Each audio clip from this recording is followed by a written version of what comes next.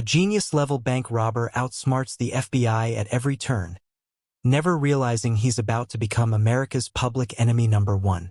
He walks into banks in broad daylight, stays calm under pressure, and disappears before authorities can even react. To the public, he's bold and almost untouchable. To the authorities, he's an embarrassment that must be stopped at any cost. While federal agents build a nationwide manhunt to bring him down, he treats every robbery like a calculated game of chess, always thinking 10 moves ahead. Every escape boosts his confidence, every headline fuels his legend, and every close call only sharpens his strategy. But the smarter he plays, the bigger the target on his back becomes. And when the entire country is watching, one mistake is all it takes to bring a mastermind crashing down. The movie begins in 1933 as John Dillinger is escorted back to Indiana State Prison in handcuffs alongside his partner, Red Hamilton. On the surface, it appears to be a routine transfer, but it is the beginning of a carefully planned breakout. Red disguises himself to gain access to the prison facility. Inside the prison walls, tension quietly builds.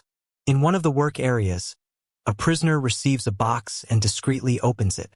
There are multiple firearms hidden inside it. He secretly distributes the weapons among selected inmates, preparing them for what is about to unfold. Without warning, the prisoners launch their attack. Officers are ambushed and forced toward the changing room as havoc erupts through the corridors. During entering, the prison ward recognizes John Dillinger and comments on how recently he was released on parole after serving here. Realizing his cover is blown, John reacts instantly. He lunges at the wads while Red holds him at gunpoint. They push deeper inside the prison and regroup with the armed inmates. John acknowledges Walter for helping orchestrate the plan, and the inmates take the captured officers off their uniforms. Tensions rise when one inmate begins arguing with an officer. John attempts to calm the situation, but in the struggle, the inmate fires his weapon and kills the officer. The gunshot triggers the alarm system, and sirens echo throughout the prison. John moves with surprising composure while the other inmates rush after him in panic. Outside, a fierce gunfight erupts between the escapees and the armed tower guards. Bullets fly in every direction. Walter is struck by gunfire as he tries to reach the getaway vehicle. John grabs his wounded partner's hand, but Walter understands his injuries are fatal and urges him to let go. After a painful moment of hesitation, John releases his grip and is forced to leave him behind. Overcome with anger, John blames the inmate whose reckless action led to Walter's death. He strikes the man and throws him out of the car before speeding away. How far is the farm? 3.2 miles. Meanwhile, the focus shifts to another fugitive, Charles Floyd, who is running through dense woods while being pursued by federal agents. Floyd fires shots behind him in a desperate attempt to slow them down, and the agents return fire as they close in. He breaks through the trees and reaches a large orchard, still determined to escape. One of the agents, Melvin Purvis, suddenly halts and steadies his aim, carefully tracking Floyd's movement. With a calculated shot, he fires Charles Floyd. The bullet strikes Floyd in the stomach, and the fugitive collapses onto the ground. Gravely wounded, Floyd is questioned about his associates. Realizing death is imminent, he refuses to reveal any information, choosing silence over betrayal. "You're under arrest," says Charles. "And where's your friend, Harry Campbell?" They had shot. Back in Chicago, John and his crew arrive at their hideout. John inspects some weapons, ensuring everything is prepared for their next move. Red handles negotiations with their car dealer, Harry, making certain they obtain a legitimate vehicle that will not gain attention.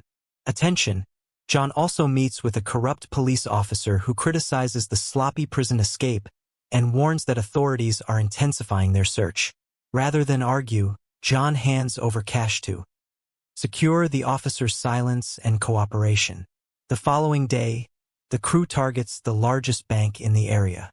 They storm inside with guns drawn, commanding everyone to lie face down on the floor. Panic spreads across the room as customers and employees comply.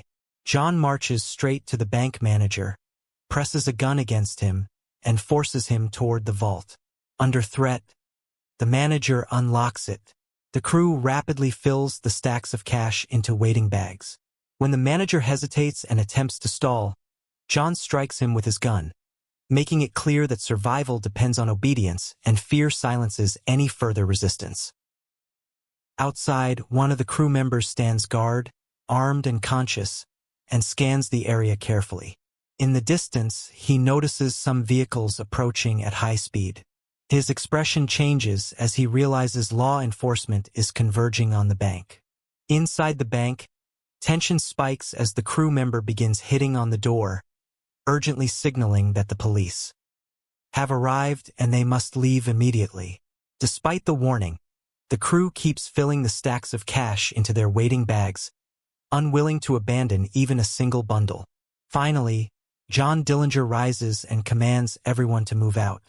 He refuses to walk out unprotected and drags the bank manager along as a human shield. On their way to the exit, John notices a frightened customer attempting to conceal his personal money.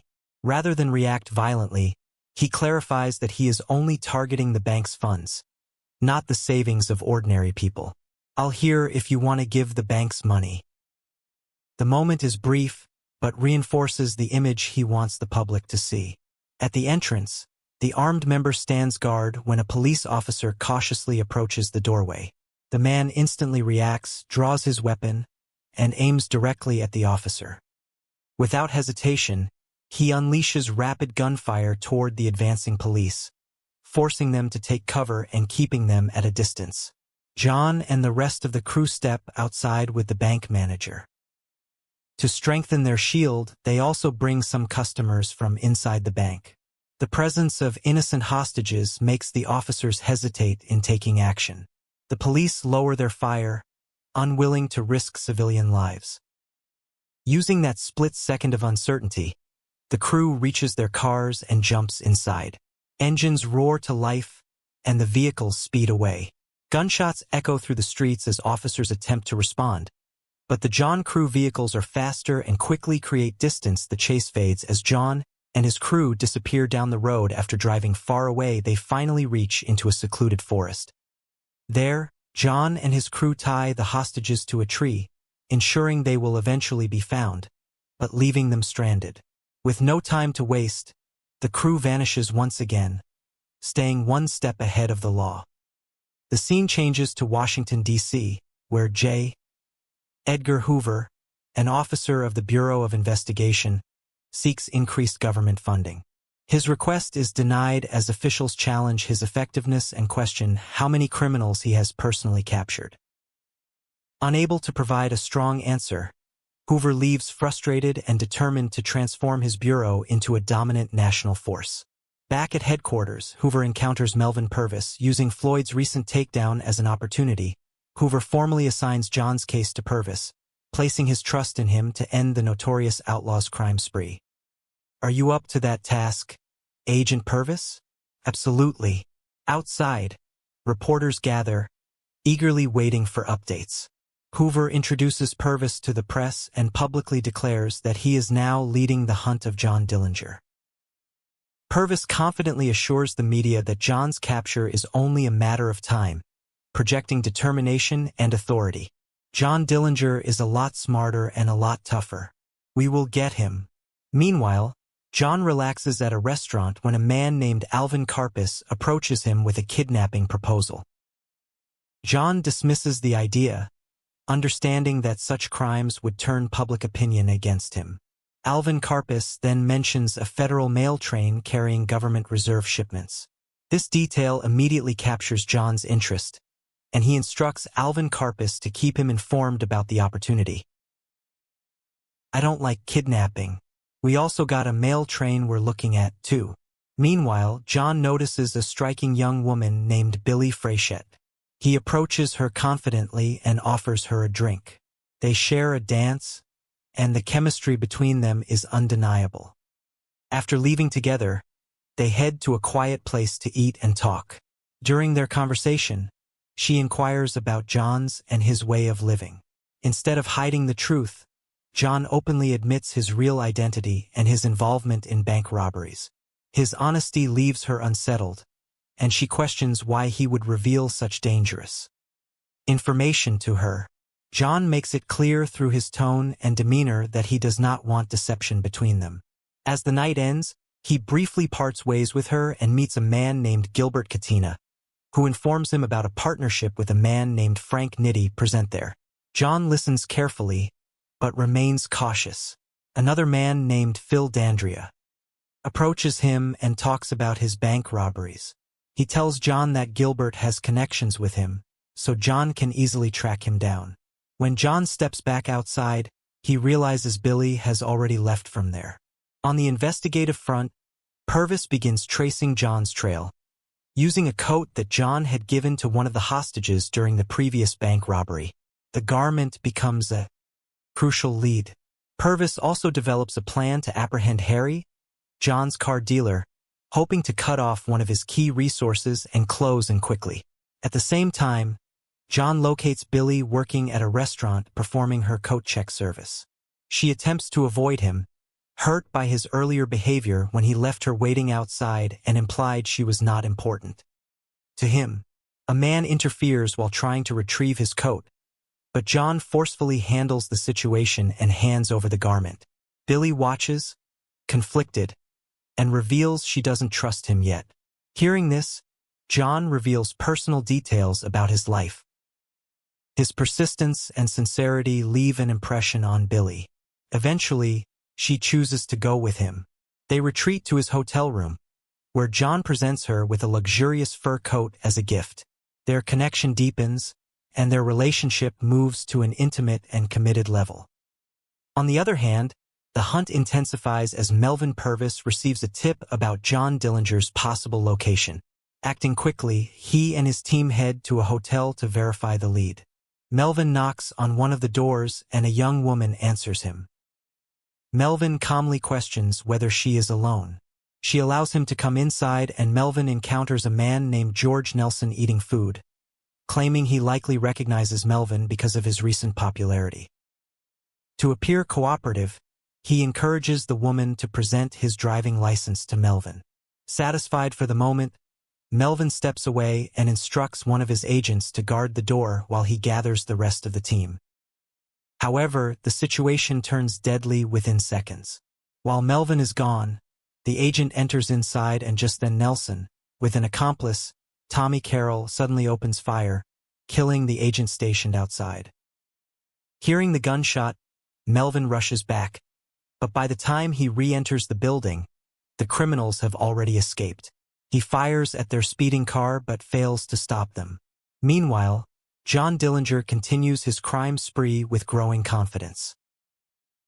Feeling unstoppable, he storms into yet another bank with his gang. Calm and methodical, they control the building and collect the money without significant resistance. Their efficiency reinforces John's legend as a daring outlaw who repeatedly humiliates law enforcement. Back in Washington, J. Edgar Hoover grows increasingly furious. He contacts Melvin and reprimands him for allowing John to rob another bank while also failing to capture Nelson. The pressure is mounting, and Hoover's reputation is on the line. Melvin accepts responsibility, but firmly argues that the failures stem from the Bureau's reliance on inexperienced agents. He insists that only highly qualified officers should remain on his task force. Hoover initially resists, citing limitations, but Melvin warns that selecting inexperienced agents only leads to their slaughter. $74,000 while you failed to arrest a modern force of professional young men of the best sort. Without qualified help, Mr. Tulson will call you Agent Purpose. Eventually Hoover concedes, and the next day Melvin personally travels to the railway station to welcome seasoned lawman Charles Winstead as reinforcements strengthening the pursuit. Meanwhile, in Tucson, Arizona, John and his crew visit a county fairground to place bets on a live horse race. The environment feels almost carefree. There, John encounters familiar associates, including Phil Dandria and Frank Nitti. Phil invites him as an honored guest, while John agrees under one condition that no photographs will be taken. When John's partner, Homer, jokes about news finding him even dead, the comment unsettles Billy. Billy Frechette begins to grasp how deeply entangled John is in a deadly lifestyle. She expresses concern about witnessing his inevitable downfall. John reassures her with confidence, insisting he will grow old and remain by her side. He then escorts her back to their hotel, attempting to create a brief illusion of normalcy. That illusion shatters abruptly as county deputies raid their hotel rooms and arrest them. When John is brought outside in custody, he learns from his crew that the local firemen tipped off authorities after noticing suspicious weapons. Entering into a prison, John anxiously inquires about Billy and is informed that she has been placed on a bus back to Chicago. Soon after, Melvin visits John in the prison, and the encounter is tense. John surprises Melvin by demonstrating how much he already knows about the agent's movements and strategies. Melvin remains composed and informs him that when he will escape the prison, the ultimate outcome awaiting him is execution. With that grim reminder, Melvin departs from there. After that, John is extradited to Indiana. As he is transported, crowds gather along the route, eager to catch a glimpse of the infamous John Dillinger. He waves confidently, almost like a celebrity acknowledging fans. After that, inside prison walls, John meets with his attorney named Louis Paquette and ensures his transfer to another prison should be canceled. The scene changes to the court proceedings, where the authorities argue to move John to a more secure facility because they believe he would escape. But Louis Paquette successfully argued in court to keep John at the Lake County Jail in Crown Point, Indiana. After that, John puts his escape plan into motion. Alongside another inmate, he takes a guard hostage and forces him to unlock a secure door. Once inside, they overpower a second guard and seize his weapon. They then capture the warden and compel him to guide them to the weapon storage area. There, they arm themselves with powerful firearms. Moving swiftly, they change into official uniforms to avoid suspicion. With remarkable composure, they exit through the back of the facility. They climb into a sheriff's car and drive away panicking, passing other officers who remain unaware of the deception. Within minutes, they are beyond the prison walls, vanishing once again and proving that John's audacity knows no limits. After escaping once again, John Dillinger wastes no time. The very first thing he does is call Billy Frechette, who is under police surveillance, inform her that he plans to see her soon. Billy urgently warns him that the police are searching for him across Chicago and that it would be far too dangerous for him to come anywhere near her. John refuses to reconsider and insists that nothing will prevent him from seeing her. What neither of them realizes is that federal agents are secretly monitoring the call. The recorded conversation is immediately delivered to Melvin Purvis. After reviewing it, Melvin quickly concludes that John's attachment to Billy will lead him straight into a trap. After that, John goes to meet Phil Dandria hoping for assistance from him. However, Phil refuses as John's growing popularity has drawn too much government attention, and associated with him risks destroying their carefully hidden criminal operations. John leaves without help, increasingly isolated. His ties with Chicago outfit get severe, forcing him and Red Hamilton to seek money elsewhere. In Washington, J. Edgar Hoover grows furious over the ongoing John Dillinger's chaos. He grants Melvin full authority to intensify the manhunt, orders him to round up members of John's extended network, including families. Despite the heat closing in, John does not stop and keeps acting upon his plans. The following day, John along with Nelson and Carol move forward to rob a bank. They enter, take control of the building, and open fires to create terror. However, the police arrive there and the crew uses the same tactics, using the innocent civilians as shields and tries to escape. When John and his crew get outside, chaos erupts instantly as gunshots explode from every direction. During this, Carol gets shot by a bullet while John checks on him. Meanwhile, an officer from above the building shoots at John and it hits on his arm. Despite his injury, John opens fire and the crew keeps shooting and manages to pull away from the deadly crossfire. They retreat in a frantic escape, leaving Carol behind, thinking he is already dead. The crew returns to their hideout in Manitowish Waters, Wisconsin, where Red Hamilton tends to John's wounded arm. Frustration fills the room when they realize their haul is significantly less than expected. John tells Nelson and others to leave his share and leaves. He talks to Red Hamilton and remarks he hopes he can free the rest from prison, including Pierpont and Mackley, but Red Hamilton convinces him this is unlikely.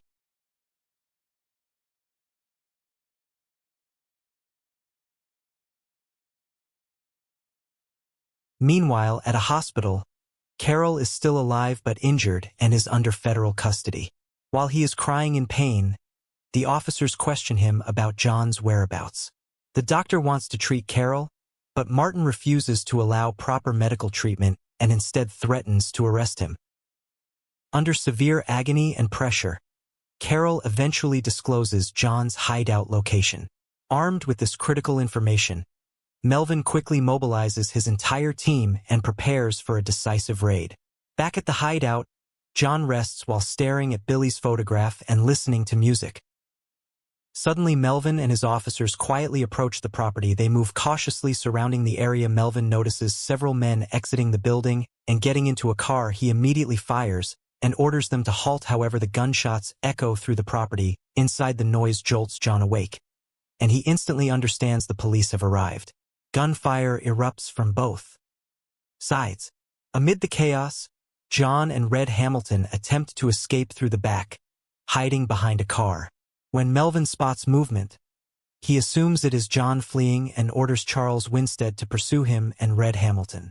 Winstead charges after them, firing repeatedly, and a brutal exchange unfolds in the woods. John takes cover behind a tree and returns fire, but Winstead skillfully avoids being hit by dropping flat to the ground. As John prepares to run again, Winstead fires another volley, and one of the bullets strikes Red Hamilton. Despite the intense situation, John refuses to abandon him. He drags Red Hamilton through the trees and manages to escape from that direction. At the same time, Nelson gathers his crew members from the road into the stolen vehicle and attempts to escape. Melvin spots them and initiates a high-speed chase. The pursuit turns brutal, with both sides firing at each other through open windows. Bullets shatter glass and tear through metal as the cars race down the road. During the intense exchange, Nelson loses control and his car flips violently. Melvin steps out of his vehicle heroically and advances. One by one, he shoots Nelson's crew members and finally, he confronts Nelson himself and shoots him. Far away, John and Red Hamilton are in a car while Red Hamilton is taking his final breaths. With fading strength, he urges John to leave him behind and escape while there is still time. He also advises him to let go of Billy, believing he will only bring more danger into her life. However, John refuses to abandon him. Red Hamilton acknowledges that John is like this, but now the moment has come. Slowly, Red Hamilton dies beside John, and for the first time, John begins to break down. Feeling isolated elsewhere, Melvin Purvis informs his fellow officers that John's crew is effectively destroyed. With his closest allies dead, Melvin predicts that John, now feeling exposed and vulnerable, will inevitably attempt to reunite with Billy Frechette. He understands that emotional attachment is now John's greatest weakness. Not long after, Melvin's assumption proves correct as John secretly meets Billy. The police are outside Billy's apartment keeping a close eye on her. However, Billy covers herself and the successful reunion is emotional, filled with relief and longing. They go to a quiet beach where John expresses his desire to disappear with her, far away from crime and pursuit. Billy suggests fleeing to Cuba, but John envisions going somewhere even more distant. We can get out of here. Like Cuba? Maybe further. It's a big job. A lot of dough. He plans to commit one more robbery to pay enough for them to escape together. The following morning, John drops Billy and she enters her apartment. The moment she steps inside, some police officers arrest her. When they demand to know who brought her there, she falsely claims she arrived by taxi. The officers remain unaware that John Dillinger is nearby and arrest her. From a distance, John watches helplessly as he grips his gun, contemplating action, but ultimately lowers it. He realizes he alone can do nothing as they take Billy away. Overwhelmed, John returns to his vehicle and breaks down in grief. At the station, some officers brutally interrogate Billy, pressuring her to reveal where she planned to meet John. Under intense abuse, she gives them her apartment address. The police immediately decide to head there, but Melvin is absent, still traveling back from Indiana. When officers search the apartment, they find it empty. Frustrated, they return and start tormenting Billy. However, Billy finally reveals that John had been nearby when she was arrested, and that they unknowingly passed him. When she refuses to reveal John's whereabouts, the officer becomes violent, and Purvis eventually comes back and furiously intervenes to stop the abusive and violent interrogation. On the other hand, a woman named Anna Sage, who is John's connection, is worried about her deportation to Romania. Melvin arranges a meeting with her and seeks a deal to catch John, ensuring he can influence his own actions but cannot fully control immigration authorities. Desperate, Anna agrees to cooperate with him. She will help identify and lure John in exchange for her deportation cancellation. Later, John receives a letter from Billy delivered through Louis Paquette, in which she urges him not to attempt a rescue, as she will be released in 2 years. After that, John meets Alvin Karpis to discuss a federal mail train carrying government reserve shipments. However, when he returns to his hideout, he encounters Anna waiting there. Together, they plan to attend a movie screening. Unbeknownst to John, Anna secretly contacts Melvin and reveals the plan. Melvin gathers his team and outlines the strategy. He explains how they will identify Anna and warns everyone that John will be armed and extremely dangerous. Anna Sage will be with him. He will be armed and extremely dangerous. Earlier that afternoon, John makes a bold visit to the police station while it is nearly empty. Calmly, he scans information related to his own case and looks at photographs of his deceased crew members. He casually questions a few officers about a match score before leaving unnoticed, once again demonstrating his audacity. As night falls, the officers wait anxiously outside the theater, but John has not yet appeared. Melvin grows impatient while waiting in his car. Finally, he spots Anna arriving with John. They enter the theater together and take their seats as the film begins.